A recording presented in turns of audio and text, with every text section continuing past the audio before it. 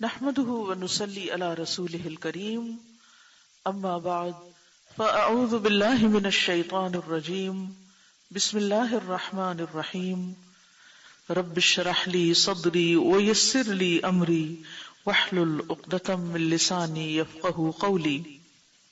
توبہ کرنے والے کی مناجات۔ مناجات کا لفظ ہے یہ نجوہ سے ہے، سرگوشیاں، یعنی توبہ کرنے والا کیسے کیسے پکارتا ہے رب کو۔ میں نے سمجھا کہ میں نے صبح کر لی ہے، یعنی میں سمجھا کہ صبح ہو گئی ہے تو میں رات میں نکل کھڑا ہوا، جبکہ مجھ پر ابھی رات ہی تھی، یعنی رات ابھی باقی تھی۔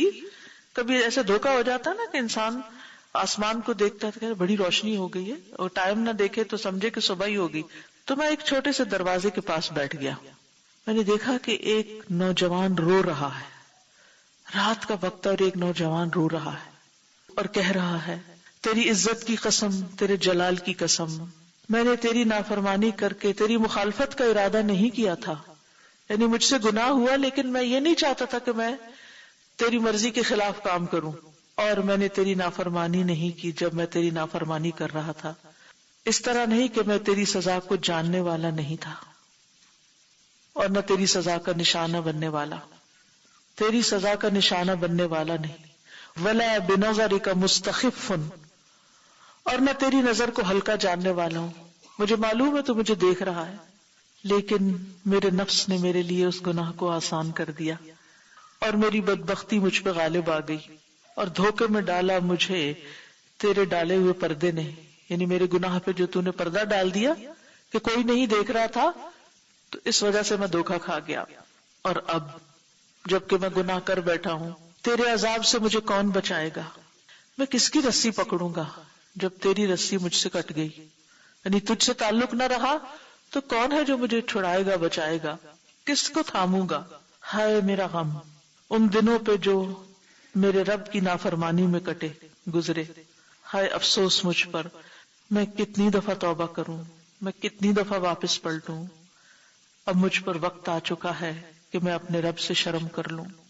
یعنی ایک شخص تنہائی میں اللہ کو یاد کر کے رو رہا ہے، پکار رہا ہے اور اپنی کیفیت کو بیان کر رہا ہے۔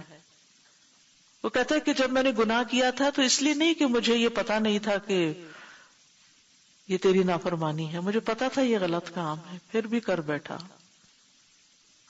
ایسا نہیں تھا کہ مجھے یہ معلوم نہ تھا کہ تیری سزا ہوگی، سزا کا بھی مجھے پتا تھا، مجھے یہ بھی پتا تھا کہ تو دیکھ رہا ہے، لیکن میں نفس کے ہاتھوں مجبور ہو گیا۔ اور کتنی ہی دفعہ گناہ ایسے ہی تو ہوتا ہے، علم بھی ہوتا ہے یہ غلط کام ہے، پتا بھی ہے اس پہ سزا ہے، پتا بھی ہے کہ اللہ ناراض ہوگا، لیکن خواہشات نفس انسان پہ ایسا غلبہ پاتی ہیں کہ انسان نفس کے ہاتھوں مجبور ہو کے وہ غلط کام میں پڑ جاتا ہے۔ لیکن جب کر بیٹھتا ہے اور وہ وقت ختم ہو جاتا ہے تو پھر کیا ہوتا ہے؟ پھر ندامت اور حسرت اور شرمندگی، اور انسان پلٹ پلٹ کے سوچتا ہے اب کتنی توبہ کروں کہ معافی مل جائے، کتنی دفعہ واپس پلٹوں، اب مجھے اپنے رب سے شرم کرنی چاہیے کہ میں نے کس منہ سے اس کو ناراض کیا۔ توبہ کرنے والے کی نشانیاں، کیسے پتہ چلے کہ کسی نے توبہ کر لی؟ بعض عقل مند لوگوں نے کہا کہ انسان کی توبہ 6 چیزوں سے پہچانی جاتی کہ واقعی وہ توبہ کرنے والا ہے۔ نمبر 1 یا ان میں سے ایک نشانی کہ وہ فضول باتوں سے اپنی زبان روک لیتا ہے، فضول باتیں چھوڑ دیتا ہے، غیبت چھوڑ دیتا ہے اور جھوٹ چھوڑ دیتا ہے اور ہر گناہ۔ اور نمبر 2 وہ نہیں پاتا اپنے دل میں کسی کے خلاف حسد اور دشمنی، اب اس کو اپنی پڑ جاتی ہے نا تو دوسروں کو بھول جاتا ہے، وہ جیلسی اور عداوت اور انیماسٹی اور اس طرح کی فیلنگز اس میں سے ختم ہونے لگتی ہیں۔ نمبر 3 برے دوستوں کو چھوڑ دیتا ہے، بری کمپنی چھوڑ دیتا ہے۔ ان یکون مستعدا للموت، وہ موت کے لیے تیار رہتا ہے، نادم ہو کر، شرمندہ ہو کر، استغفار کرتے ہوئے اپنے پچھلے گناہوں پر، اپنے رب کی اطاعت پر خوب کوشش کرنے والا ہو جاتا ہے، یعنی اطاعت اور نیکی کے کاموں میں لگ جاتا ہے اور پچھلے گناہوں پر شرمندہ بھی ہوتا اور استغفار کرتا رہتا ہے۔ اور 5ویں چیز کہ اس کے دل سے دنیا کی ساری خوشیاں چلی جاتی ہیں، کیونکہ وہ غم میں مبتلا ہو جاتا ہے، اور اس کے دل میں سارے کا سارا آخرت کا غم بھر جاتا ہے، یہ دیکھا جاتا ہے۔ اور نمبر 6 کہ وہ اپنے آپ کو فارغ پاتا ہے اس چیز سے جس کی ضمانت اللہ نے لی ہے، رزق وغیرہ میں سے، یعنی دنیا کی فکر کم ہو جاتی ہے اسے، وہ اس کام میں زیادہ مشغول ہو جاتا ہے جس کا اللہ نے اس کو حکم دیا، یعنی عبادات کے لیے وقت نکالنے لگتا ہے۔ پہلے اس کا سارا ہم و غم دنیا دنیا دنیا، لیکن اب دنیا کم اور آخرت زیادہ۔ پھر جب پائی جائیں اس میں یہ علامتیں، یہ 6 چیزیں، تو وہ ان لوگوں میں سے ہے جن کے حق میں اللہ تعالیٰ نے فرمایا ان اللہ یحب التوابین ویحب المتطہرین، بے شک اللہ محبت رکھتا ہے خوب توبہ کرنے والوں سے، اور وہ محبت رکھتا ہے خوب پاک صاف ہونے والوں سے۔ توبہ سے تو وہ پلٹ آئے، اور متطہر یہ جو قلق اور رنج اور غم اور تکلیف سے گزرنا ہے، یہ دراصل تطہر ہے، پیوریفیکیشن کا عمل ہے، کیونکہ انسان بار بار توبہ کرتا ہے، بار بار روتا ہے، بار بار پلٹتا ہے، بار بار پوچھتا ہے اپنے آپ سے، دوسروں سے، کیا میری توبہ ہو جائے گی، کیا میری توبہ ہو جائے گی، کیا مجھے قلب سلیم مل جائے گا، کیا مجھے شفا حاصل ہو جائے گی، کیا میرا رب مجھ سے راضی ہو جائے گا۔ اس کا ہم و غم سب اسی کے اندر آ جاتا ہے، لہذا باقی چیزیں اس کے لیے بہت امپورٹنٹ نہیں رہتی۔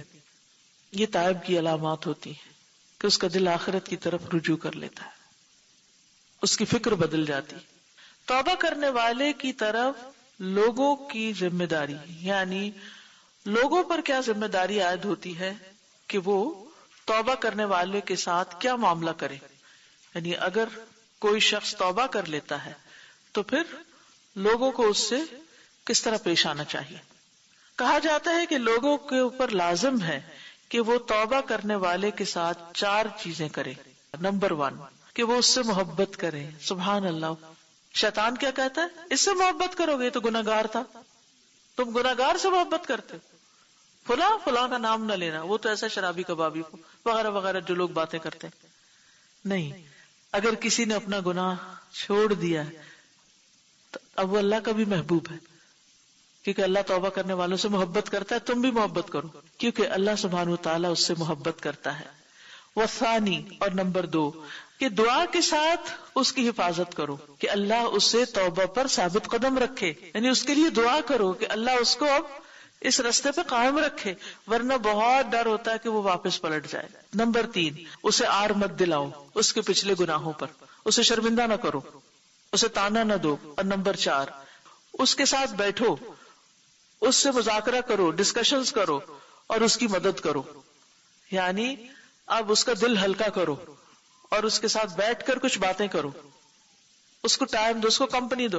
آپ نے دیکھا ہوگا کہ جو لوگ عام طور پر نشہ کرتے ہیں یا کسی بھی غلط چیز کا شکار ہو جاتے ہیں، وہ زندگی میں لونلی نیس کا شکار ہوتے ہیں، یعنی ایک خاص طرح کا ان کی زندگی میں کوئی ویکیوم سا ہوتا ہے، ایک تنہائی ہوتی ہے، ایک اکیلے پن کا احساس ہوتا ہے، لہٰذا وہ کسی نہ کسی غلط چیز میں اٹک جاتے ہیں۔ یہ جو جتنی بھی ایڈکشنز کی قسم ہیں، چھوٹی ہیں بڑی ہیں، کسی بھی قسم کا گناہ ہے، وہ کب انسان کو کرنے کا موقع مل جاتا ہے؟ جب وہ اکیلا ہوتا ہے۔ اگر اس کے سر پہ اور لوگ ہوں تو اس کو چانس نہیں ملے گا۔ اسی لیے آپ نے دیکھا ہوگا کہ اکثر نشہ کرنے والے راتوں کو جاگتے ہیں اور دن کو سوتے ہیں۔ کیوں؟ کیونکہ وہ لوگوں میں گھلنا ملنا نہیں چاہتے، وہ کسی سے کوئی نصیحت نہیں لینا چاہتے، وہ لوگوں کو اوائڈ کرنے لگتے ہیں، وہ تنہا ہو جاتے ہیں، کیونکہ اس تنہائی میں ان کو موقع مل جاتا ہے غلط کام کرنے کا۔ تو انہیں تنہا نہ چھوڑو، اکیلا نہ چھوڑو۔ کتنا اہم ہے۔ ہم بعض اوقات چاہتے ہیں نا کہ بچے ہمارے اچھے راستے پہ آ جائیں یا کچھ، لیکن ہم ان کے ساتھ بیٹھتے ہی نہیں، ان کو کمپنی نہیں دیتے، ان کی سنتے ہی نہیں، ان کو سناتے ہی نہیں۔ نتیجہ کیا ہوتا ہے؟ وہ اپنی دنیا میں، ہم اپنی دنیا میں۔ یعنی ان کو سپورٹ دو، ایسے لوگوں کے لیے سپورٹ گروپ ہو۔ اور آپ دیکھیے کہ قرآن کی مجلسوں سے بہتر کون سا سپورٹ گروپ ہو سکتا ہے کہ آپ صالحین کی کمپنی اختیار کریں، آپ کے لیے آسانیاں ہو جائیں گی۔ کیونکہ جو لوگ دکھی ہوتے ہیں، غمگین ہوتے ہیں، پریشانیوں کے مارے ہوتے ہیں، جن کو زندگی میں کوئی سکون نہیں ملتا، وہ سکون ڈھونڈتے ہیں اور کبھی گناہ میں جا کے لذت پاتے ہیں۔ اور اس وقت ان کو نہیں پتا چلتا کہ ہم کیا پی رہے ہیں، لیکن جب وہ کر چکتے ہیں غلط کام تو پھر اس کے بعد ان کو سمجھ آتی ہے، اور وہ ان کے لیے پہلے سے بھی زیادہ مصیبت کا باعث بن جاتی. تو ایسے لوگ تنہا سیدھے راستے پہ نہیں چل سکتے. اسی لیے آپ دیکھیں ہم نماز میں سورۃ الفاتحہ جو پڑھتے ہیں ہم کہتے ہیں اہدنا الصراط المستقیم، ایاک نعبد و ایاک نستعین. یہ جمع کے صیغے کیوں ہیں؟ کیونکہ مجھے بھی ہدایت چاہیے اور میرے ساتھ تو میرے ساتھی جو ہیں ان سب کو بھی چاہیے. ہم سب کو تو دے، اور سب کے لیے دعا مانگ رہے ہوتے ہیں، کیونکہ مومنوں کی دعا ایک دوسرے کو گھیرے ہوئے ہوتی ہے، ان کی حفاظت کرتی، ان کو فائدہ دیتی ہے. عام زندگی میں آپ دیکھیے کہ جو شخص ایک غلط راستے پہ چل پڑتا ہے نا، تو عموماً لوگ اس کے ساتھ انتہائی برا سلوک کرتے ہیں، جس کے نتیجے میں وہ اپنی برائی میں اور پکا ہو جاتا ہے، اور پھر ہم الٹیمیٹلی اس کو کھو ہی دیتے ہیں. یعنی اگر کوئی مرد برے راستے پہ چل پڑا ہے تو بیوی جو ہے اس سے نفرت کرنے لگتی ہے، اس نفرت میں، وہ غصے میں، فرسٹریشن میں اور برا بھلا کہتی ہے. جب وہ گھر آتا ہے تو اس کو لان تان ملتی ہے، جب وہ دوسری طرف جاتا ہے وہاں سے اس کو کچھ اور ملتا ہے، تو obviously وہ پھر کیوں اپنے گھر واپس آئے گا، وہ تو دوسرے راستے پہ چلے گا. تو ایسے لوگ غلط بھی کر رہے ہو تو وہ ہمدردی کے لائق ہیں، ان کو سپورٹ دی جائے تاکہ وہ اس مصیبت سے باہر نکل آئے جس کے لیے وہ چاہتے بھی ہیں کہ وہ نکلے. لیکن انہیں جب آپ دیکھیں نا ایک شخص جو ڈوب رہا ہو تو اسے کسی کا ہاتھ چاہیے نا کہ وہ پکڑ کے اس کو نکلنے میں مدد دے. تو ہم ایسے لوگوں کو تنہا چھوڑ دیتے ہیں. تنہا نہ چھوڑیں، ان کو سپورٹ کریں.